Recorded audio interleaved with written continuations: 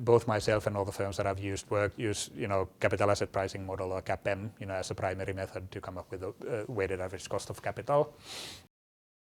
So the good old CAPM is still the good old CAPM, and it works. It's easy. You have a single country company, because then it's just that country's 10-year usually rate. But then you don't always that you have a mixture of different countries. And then the beta is I remember I did one analysis when I was a young analyst in investment banking. I tried to look for betas from all the sources that I could get. I used different time periods, if it's weekly or if it's monthly, if it's forecasted or historical, and 1 year and 3 year. I had 16 different betas. They were between -0.2 and 1.3. That wasn't very helpful. So discount rate, it is one of the classic examples where it is what do you need to believe in analysis. The actual cost of capital needs to be reflected as well. That's then the other approach that we over a longer period of time, we have promised our investors roughly 25% return on equity. Right. And then we know roughly what are the long-term costs of debt capital in our type of investments.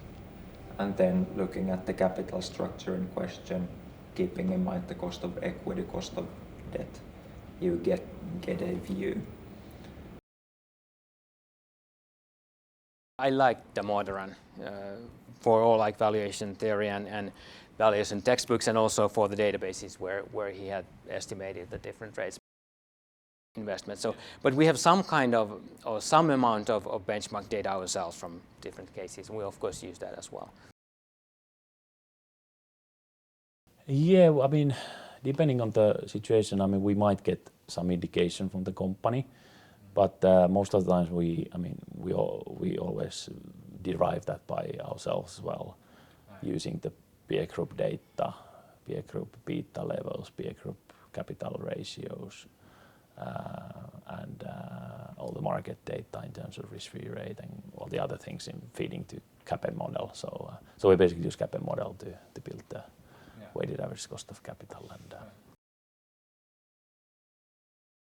yeah, well, we actually have a research team in the bank who kind of gives us the numbers. But then we come to your question of beta, and that's a very difficult question, because in many Nordic situations the liquidity of the shares are so limited that you cannot use the normal kind of daily correlations, and you need to look at the monthly rates, monthly correlations, and monthly return data, and so on. So you need to use a little bit more intelligence in your statistical models.